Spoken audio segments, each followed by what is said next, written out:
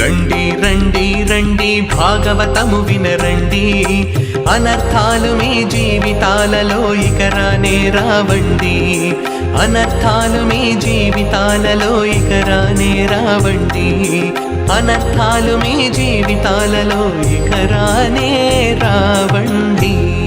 పంగుం లభ్యతే యత్కృపాతమహం వందే శ్రీ గురుం దీనతారిణం శ్రీ చైతన్య మనోభీష్టభూతలే స్వయం రూపకదా మహ్యం దదాతి స్వపదాంతికం వందేహం శ్రీ గురోర్శ్రీతపదకమలం శ్రీ గురోర్న వైష్ణవాంశ్చ శ్రీరూపం సాగ్రజాతం సహగణ రఘునాథాన్వితం తం సజీవం సాద్వైతం సావధూతం పరిజన సహితం కృష్ణ చైతన్య దేవం శ్రీ రాధా కృష్ణ పాదాన్ సహగణ లలితా శ్రీ విశాఖాన్వితాంశ్చ నమ ఓం విష్ణుపాదాయ కృష్ణ ప్రేష్ఠాయ భూతలే శ్రీమతే భక్తి వేదాంత స్వామినితి నామినే నమస్తే సారస్వతే దేవే గౌరవాణి ప్రచారిణే నిర్విశేష శూన్యవాది పాశ్చాత్య దేశతారిణే నారాయణం నమస్కృత్య నరం చైవ నరోత్తమం దేవీం సరస్వతీం వ్యాసం తతో జయముదీరయే నష్టప్రాయేషు అభద్రేషు నిత్యం భాగవత సేవయా భగవతే ఉత్తమ శ్లోకే భక్తిర్భవతి నైష్టికీ. భాగవత బంధువులందరికీ ప్రేమపూర్వకమైన ఆహ్వానం, హృదయపూర్వకమైన ఆహ్వానం. భాగవత శ్రవణానికి అందరూ సన్నద్ధులై ఉన్నారు. రుచి అంటే టేస్ట్. మనం ఏదైనా తిన్న తర్వాత ఇంకా తినాలి అనిపిస్తే అది ఆసక్తి. ఇది ఎప్పటికి తింటూనే ఉంటాను, ఎప్పుడు గుర్తుపెట్టుకుంటాను అంటే అది రుచి. సో మొట్టమొదటి అనేది మనం ఫస్ట్ టేస్ట్ చేస్తాము, తర్వాత దానికి ఆసక్తి వస్తుంది, దాని తర్వాత రుచి కలుగుతుంది, దాని మీద రకరకాలుగా సాగుతుంటుంది. మొత్తానికి అందరూ కూడా భాగవత శ్రవణానికి ఉత్సాహంతో ఎదురు చూడడం ఒక శుభ సూచకంగా మనం భావించవచ్చు. ఈరోజు ఒక సంకల్పం కలిగింది ఏంటంటే, భాగవతంతో పాటుగా మనం భాగవతం ప్రారంభించే ముందు కొన్ని ముఖ్యమైన సందేశాలు వింటూ ఉంటాం. దానిలో మనకందరికి ఉన్నటువంటి ఉద్దేశం ఏమిటి? భాగవత శ్రవణం ద్వారా ఉత్తమ భక్తులం కావాలి, ఉత్తమ వైష్ణవులం కావాలి అనే మాట. అంటే అది కోరిక చెప్పినా చెప్పకపోయినా మన మనసులో ఉంటుంది, మన హృదయంలో ఉంటుంది. అది ఎప్పుడు తెలుస్తుంది మనకు? దానికి తగినటువంటి ఉపదేశాలు, దానికి తగినటువంటి సందేశాలు, మార్గదర్శనం కనుక మనకు లభిస్తే మనలో లేనివి మనం తెచ్చుకుంటాం, మనలో నెగటివ్ గా ఉన్నవి, మనకు మన ప్రగతికి అవరోధాన్ని కలిగించే ఉంటాయో వాటిని మనం తొలగించుకునే అవకాశం. దానికి ఉపదేశం కావాలి. ఎవరిన పిల్లవాడిని కానీ స్కూల్కి పంపించకపోతే వాడు ఒక నిరక్షరాస్తుడిగా తయారవుతాడు, ఒక బుద్ధిలేని వాడిగా తయారవుతాడు, తెలివి పలికి మానేలేని వాడిగా తయారవుతుంటాడు. ఏదో నేర్చుకుంటాడు కానీ సిస్టమ్, వాడు ఎప్పటికీ ఇంజనీర్ కాలేడు, డాక్టర్ కాలేడు, లేకపోతే ఒక విద్యావేత్త కాలేడు. ఈ విధంగా సాగుతూ ఉంటుంది. కాబట్టి విద్య అనేది చాలా అవసరము. ముఖ్యంగా ఆధ్యాత్మిక మార్గంలో మనకు ఉపదేశాలు, ఆచార్యులు అందుకోసమే నిరంతరము రచనా వ్యాసంగా చేస్తుంటారు, రచనా కార్యక్రమాలు చేస్తుంటారు. దాని ఉద్దేశం ఏంటి? ఆచార్యులు శాశ్వతంగా రచన ద్వారా వాళ్ళు శాశ్వతంగా ఉంటారు. ప్రభుపాదుల వారు ఏమన్నారు? నా రచనలు 10,000 సంవత్సరాల వరకు శాశ్వతంగా ఉంటాయి అని ఆయన ఒక మాట అన్నారు. అంటే ఏంటి? ఆయన ఆ పుస్తక రూపంలో, ఆ వాణి రూపంలో శాశ్వతంగా ఉంటారు. ఒకటేమో వప్పు, ఒకటేమో వాణి. వప్పు అంటే శరీర రూపంలో ఉండడం ఒకటి, వాణి రూపంలో ఉండడం ఒకటి. కాబట్టి ఆచార్యులు కాలాతీతంగా దేశాతీతంగా ఉంటారు. కాబట్టి వాళ్ళు వాళ్ళు వాణి ద్వారానే శాశ్వతంగా ఉంటారు. మనం ఆచార్యులను పుస్తకంలోనే దర్శించాలి, ఆచార్యులను మనము వారి ఉపదేశాల ద్వారానే దర్శించాలి. అప్పుడు వారి సన్నిధిని మనం ఆ పుస్తకాల్లో, వారి వాణిలో, వారి పలికేటువంటి మాటల స్ఫూర్తితోటి మనం ఆధ్యాత్మిక ప్రగతిని మనం సాధించడానికి చక్కటి అవకాశం ఉంటుంది. అయితే ఈ ఉత్తమ వైష్ణవుడు కావడానికి ఉపదేశాలు అనే ఒక చిన్న దాంట్లో కొద్దిగా మాట్లాడుకుంటూ ముందుకెళ్దాం. తర్వాత మన భాగవతం కూడా సాగుతుంటుంది. ఈ ఉపదేశాలు మనకు ఎవరిచ్చారు అంటే, శ్రీ చైతన్యుల వారి ప్రధాన శిష్యులైనటువంటి రూప గోస్వామి వారు మనకి ఈ దివ్యమైన సందేశాన్ని ఇచ్చారు. ఇది ప్రస్తుతం ఉపదేశామృతము అనే చిన్న పుస్తకం ద్వారా లభ్యమవుతోంది. ఇది సాధారణంగా ఇది ముఖ్యంగా భక్తి శాస్త్రి అధ్యయనంలో ఒకానొక ముఖ్యమైన పుస్తకంగా చెప్పబడుతుంది. దానిలో ఇది మా భక్తివేదాంత కాలేజీలో మేము చెప్పేటప్పుడు దీన్ని ముఖ్యంగా మేము చెప్తాం. అయితే అందరం కూడా భాగవత శ్రవణం ద్వారా భక్తిలో పురోగమించాలి, కృష్ణ ప్రేమ వైపు ప్రయాణించాలి అనే సంకల్పంలో ఉన్నాం కాబట్టి ఉత్తమ వైష్ణవుడు ఏ విధంగా మనం కావాలి అనే విషయాన్ని కొద్దిగా తెలుసుకుంటే మన ఆధ్యాత్మిక ప్రగతి ఉన్నతంగా ఉంటుందనే సంకల్పంతో.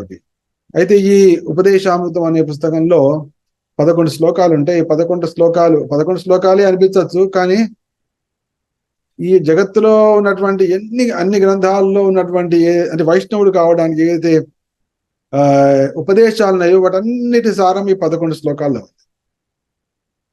ఈ 11 శ్లోకాలు ఎటువంటిది అంటే, ఈ 11 శ్లోకాల్లో ఉపదేశాలతో చెప్పినటువంటి 11 ప్రతి సాధకుడు కూడా ఈ 11 శ్లోకాలు కంఠపాఠంగా ఉండాలి, నెంబర్ 1. తర్వాత ఈ 11 శ్లోకాలు కనుక వాళ్ళు పూర్తిగా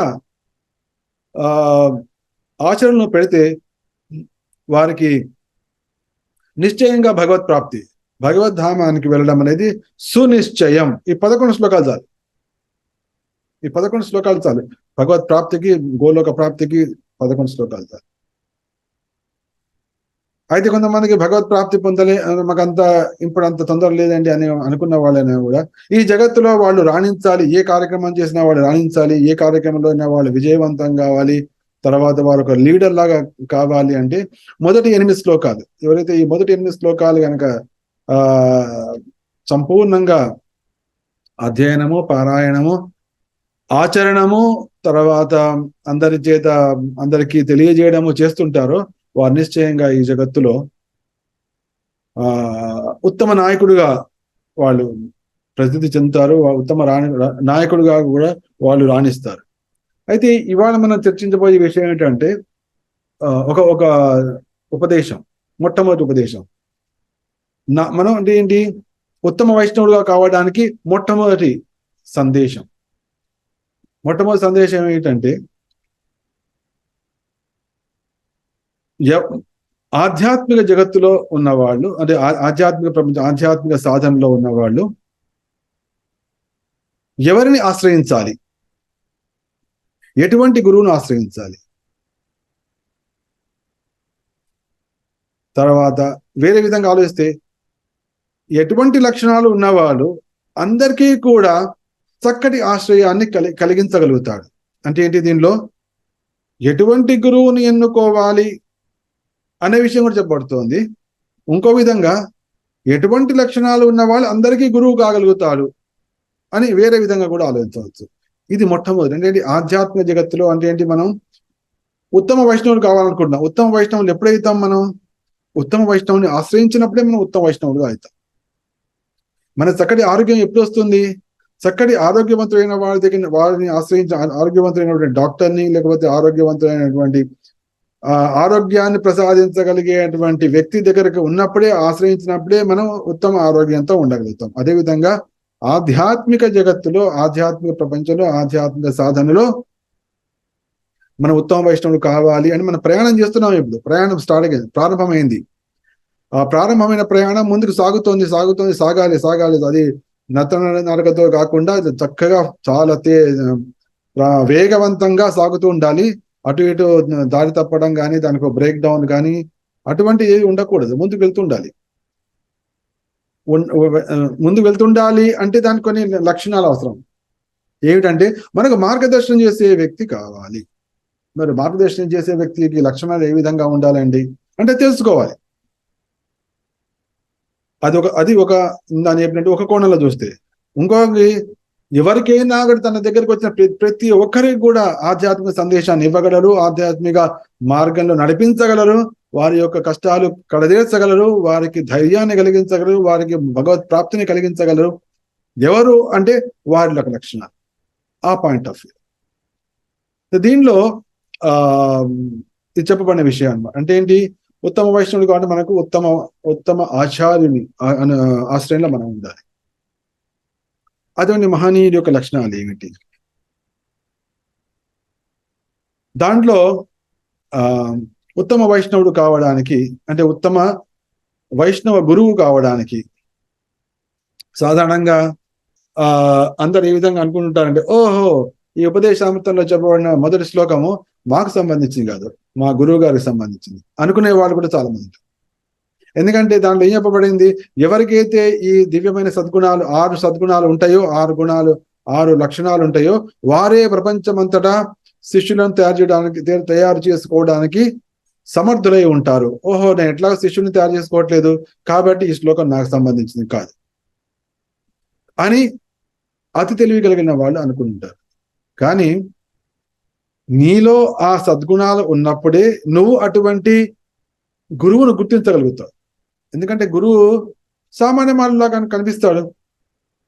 పరమ భాగవతుడు కూడా, మధ్యమాధికారి కూడా, కనిష్టాధికారి కూడా అందరూ ఒకే రంగా కనిపిస్తారు. ఎందుకంటే అందరు కూడా తిలకం పెట్టుకోవచ్చు, అందరు కూడా కంఠిమాల వేసుకోవచ్చు, అందరు కూడా ధోతులు కట్టుకోవచ్చు, అందరూ కూడా తిలకాలు పెట్టుకోవచ్చు, అందరూ కూడా ఒకే మంత్రం పలకవచ్చు, అందరూ ఒకే విధంగా సాధన చేస్తున్నట్టు కల్పించవచ్చు. మరి ఎట్లా చేస్తుంది? మరి ఉత్తమ గురువుని ఎట్లా తెలుస్తుంది మనకు?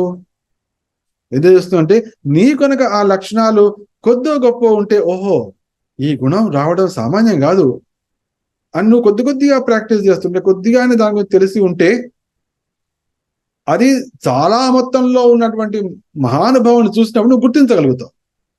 నీకు ఆ గుణమే లేకపోతే, ఆ మహనీయుల్లో ఉన్నటువంటి, నీ దగ్గర డబ్బు కొద్దిగా ఉంది, నీ దగ్గర 1,00,000 రూపాయలు ఉంది, లేక 10 లక్షలు ఉంది.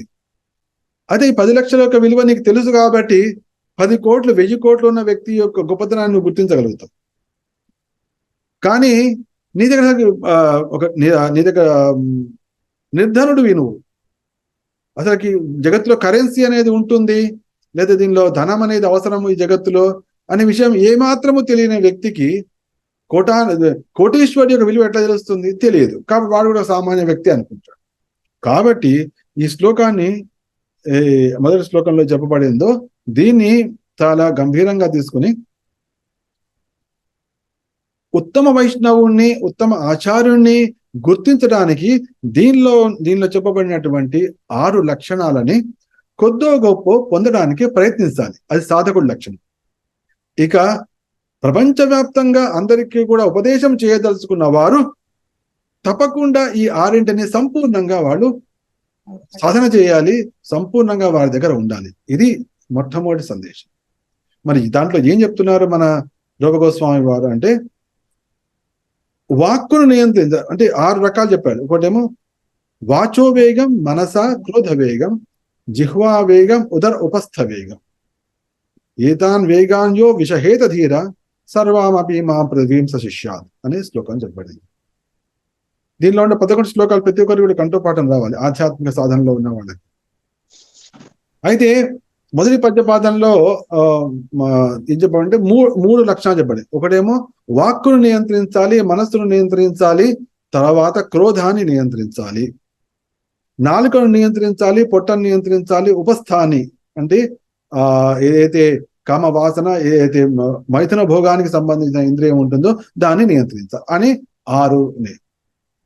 ఆధ్యాత్మిక సాధనలో ఎప్పుడైతే మనిషి ఈ 6 కొద్దో గొప్ప నియంత్రించడం మొదలు పెడతాడో అప్పుడు ఆధ్యాత్మిక సాధనకి యోగ్యుడవుతాడు, ఆధ్యాత్మిక సాధనలో ప్రగతికి యోగ్యుడవుతాడు.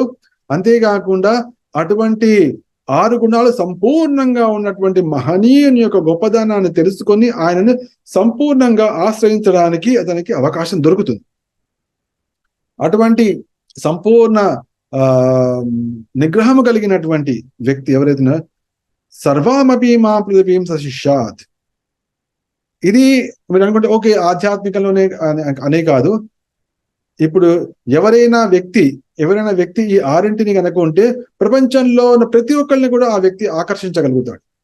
అది ఆధ్యాత్మికంగానే కావచ్చు, రాజకీయంగానే కావచ్చు, లేకపోతే వేరే విధంగా అదేనే కావచ్చు. ఎవరికైతే ఈ 6 లక్షణాలు అంటే ఏంటి, ఎవరైతే వాక్కు నియంత్రణలో ఉంటుందో, ఎవరైతే మనసు నియంత్రణలో ఉంటుందో, ఎవరైతే కోపం కంట్రోల్లో ఉంటుందో, ఎవరి నాలుగైతే కంట్రోల్లో ఉంటుందో, ఎవరైతే పొట్ట కంట్రోల్లో ఉంటుందో, ఎవరికైతే ఉపస్థం అదే యొక్క మనమేంద్రియము ఏదో మైథున కార్యక్రమాన్ని చేసేటువంటి ఇంద్రియం కంట్రోల్లో ఉంటుందో అటువంటి వ్యక్తి పూర్తిగా జగత్తు గురువు కాగలుగుతాడు, పూర్తి జగత్తుకు మంచి నాయకుడుగా కూడా కాగలుగుతారు. అయితే ఆధ్యాత్మిక స్థానంలో ప్రతి వ్యక్తి కూడా దీనికోసం ప్రయత్నించాలి. మనసు మన కంట్రోల్లో ఉండదు. మనసు అందరు అంటారు, ప్రభుజీ ఇట్లా జపం చేస్తే మనసు ఇట్లా వెళ్ళిపోతుంది, తర్వాత ఏదైనా కోపం టక్కున వచ్చేస్తుంది. కాబట్టి మనస్సు కంట్రోల్లో ఉండదు, తర్వాత కోపం కూడా కంట్రోల్ ఉండదు. మరి కంట్రోల్లో ఉండగలిగితే ఏంటంటే వాక్కు. అంటే మనం కనుక బలవంతంగా పెదమలు ఇట్లా సీల్ చేసామంటే అప్పుడు బయటికి వాక్కు రావడానికి అవకాశం ఉండదు. కానీ మనసును అట్లా మనం కట్టిపట్టేది, ఎందుకంటే అది సూక్ష్మంగా ఉంటుంది. కోపం కూడా సూక్ష్మంగా ఉంటుంది, కాబట్టి దాన్ని మనం కట్టిపట్టేయం. కానీ నోటికి తాళం వేయి అంటే అనేది మాట్లాడక, నో మోర్ టాక్. ఇది చాలా మంది వేరే సంప్రదాయ వాళ్ళు, మాయావాదులు వాళ్ళని కూడా అందుకోసం వాళ్ళు ఏం చేస్తుంటారు, కనీసం వారానికి ఒకసారైనా అరదినం రోజు, half day or full day మౌన వ్రతం మాట్లాడే ప్రసక్తి లేదు అని వాళ్ళు మౌన వ్రతాన్ని స్వీకరిస్తుంటారు. అయితే ఈ మౌన వ్రతం స్వీకరించాము మనకని మన వైష్ణవ సంప్రదాయంలో ఆ విధంగా ఉండదు. ఎప్పుడైతే మనం మౌనంగా ఉన్నంత మాత్రాన మనసు నియంత్రణలో ఉంటుందా? ఉండదు. కానీ ఇట్స్ బెటర్. కానీ వైష్ణవ సాధనలు ఏమిటంటే కృష్ణుని గురించి మనం ఎక్కువ మాట్లాడితే అది మౌనం పాటించినట్టు. మనం వేరే గ్రామ్య కథలు కానీ వేరే చర్చలు కానీ చేయకుండా, వేరే చర్చలు చేయకుండా కృష్ణుడి గురించే ఎప్పుడు మాట్లాడినా మచ్చిత్త మద్గత ప్రాణ బోధయంత పరస్పరం. ఎవరైనా ఇద్దరు భక్తులు వచ్చారంటే మీరు ఏం చేస్తున్నారు, అది చేస్తున్నారు, ఇది చేస్తున్నారు, అది ఒక సెకండ్ మాట్లాడితే అంత, అవును ఇంతకీ మీరు ఈ వారంలో భగవద్గీత చదివారా, ఏ పాయింట్ నచ్చింది, ఏది మీకు డౌట్ ఉంది, మీకు నచ్చిన పాయింట్ నా చెప్పండి, డౌట్ వచ్చిన పాయింట్ నన్ను అడగండి, నేను చెప్తాను మీకు. అది మచ్చిత్త మద్గత ప్రాణ బోధయంత పరస్పరం. వాడు ఏమంటున్నాడు, వీడేమంటున్నాడు, అదేం జరిగింది, ఇదేం జరిగింది, బయట అదే చర్చ జరుగుతుంది, మనం కూడా అదే చర్చ చేస్తుంటే ఏమవుతున్నది, అది వాచో వేగం. దాని ప్రభుపాలు చక్కటి ఉపమానం చెప్పారు. ఏమిటంటే కప్పలు బెకబెకలాడుతుంటాయి, బెకబెకలాడితే ఆ సౌండ్ విని పాము వచ్చి ఇక్కడ కప్ప రెడీగా ఉంది అని చెప్పి టక్కని పట్టుకుంటుంది. లేదా దాన్ని చూడడానికి కష్టం, దాన్ని ఆ సౌండ్ తో దూరంగా వెళ్ళిపోతుంది, సౌండ్ తోటి ఆ కప్ప వస్తుంది. ఈ విధంగా వాక్శక్తి ప్రతి ఒక్కరికి ఉంటుంది. మీరు కావాలంటే గమనించండి. మనం దాంట్లో మునిగిపోయి ఉంటాం కాబట్టి మనం చేసే తప్పు మనకు అర్థం కాదు. అప్పటిదాకా గురుగారు లెక్చర్ ఇస్తున్నారు, లేదా అప్పటిదాకా ఏదో అందరిగా సినిమా చూసాము, లేదా ఏదో చూస్తుండే, అదే ఆ షో అయిపోగానే లేదా లెక్చర్ అయిపోయి టగడగా అందరూ విలువ అందరూ ఒక వ్యక్తి మాటలే.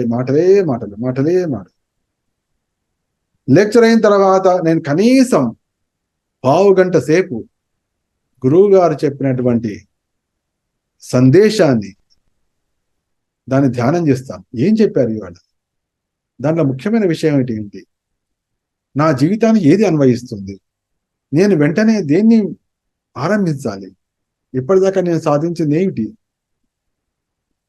ఆయన చేసిన పరిశ్రమలు ఏమిటి అని దాంట్లో అంటే మౌనంగా ఉన్నామంటే మనం దాని లోపల అంతర్గతంగా వీఆర్ గోయింగ్ ఇన్సైడ్.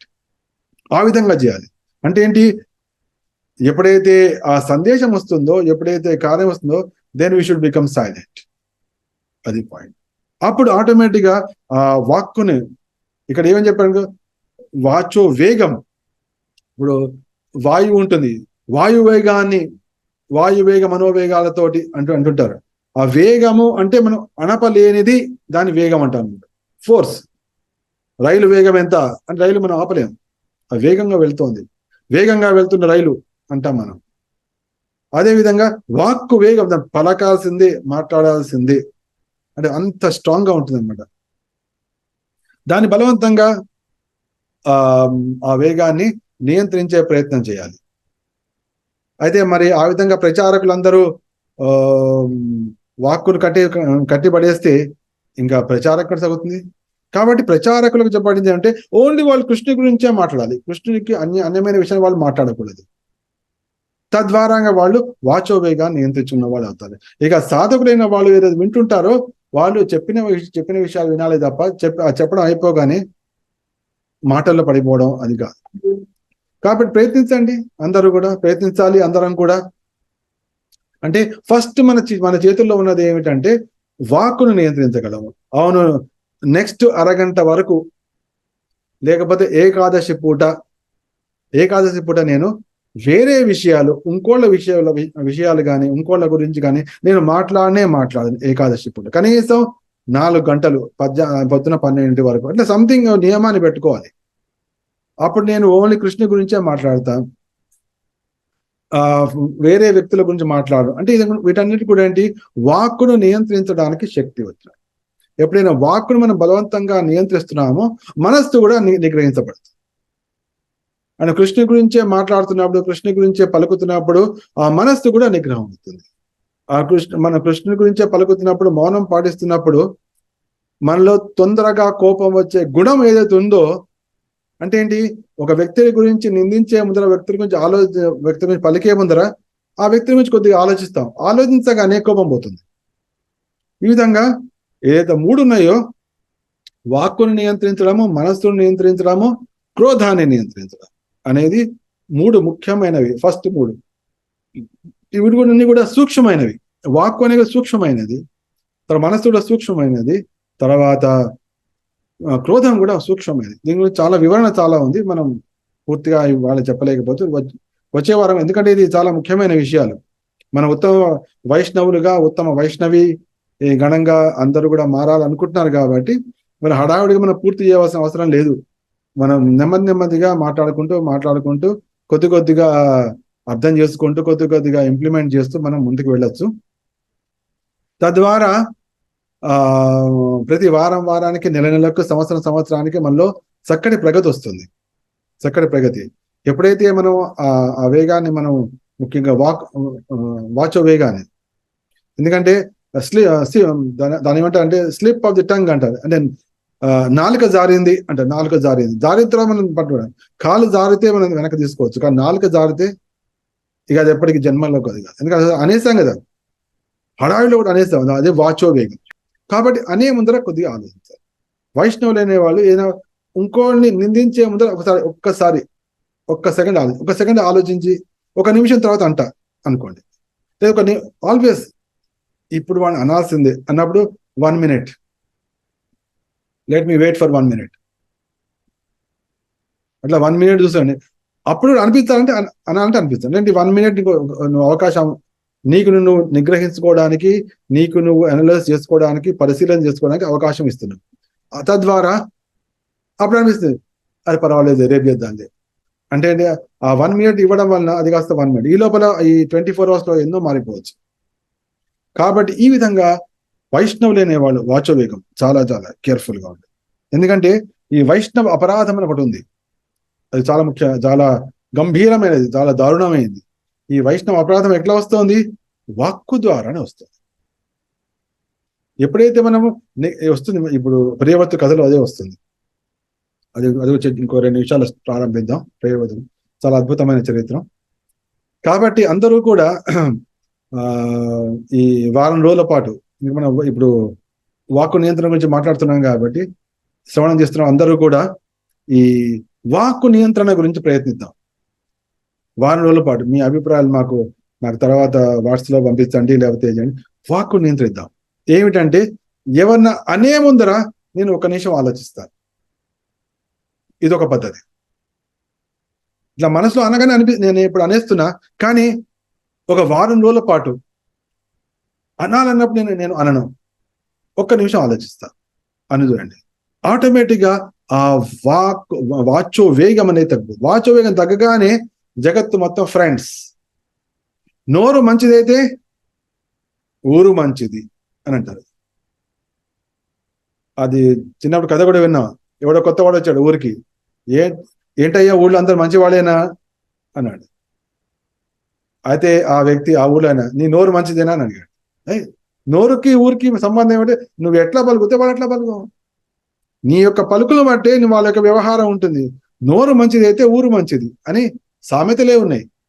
కాబట్టి మన కనుక వాచో వేగాన్ని మనం నియంత్రించగలిగితే పరమాద్భుతమైనటువంటి ప్రారంభం ఆధ్యాత్మిక సాధనలో, పరమాత్మిక సాధన. కాబట్టి మనందరం అక్కా చెల్లెళ్ళు, అన్నదమ్ములు అందరూ కూడా ఇది ప్రయత్నిద్దాం. వాచో వేగాన్ని నియంత్రిద్దాం. ఏమిటి, ఎట్లా అంటే, ఓకే ఏకాదశి వస్తోంది వచ్చే వారం, కాబట్టి ఏకాదశి పూట నేను నా అంతలో నేనే అనవసరంగా ఫోన్లు చేయను. ఎందుకంటే అక్కడి నుంచి ఫోన్లు నువ్వు ఆపలేవు జగత్తులో ఉన్నప్పుడు, కానీ నీ నుంచి చేసే ఫోన్లు నువ్వు ఆపుకోవచ్చు. అది నీ కంట్రోల్లో ఉంది. ఎక్స్టర్నల్ ఫోన్స్ నువ్వు ఆపలేవు, ఇంటర్నల్ ఫోన్స్. ఓకే ఈ ఫోన్ నేను రేపు చేయొచ్చా, ఇవాళ ఏకాదశి చేయొచ్చు, ఓకే ఆపేసి. కాబట్టి 24 hours నువ్వు ఆపేవు. Watch ఓవేగన్ 24 hours ఆపేవు. ఇదొక పద్ధతి ఉంది.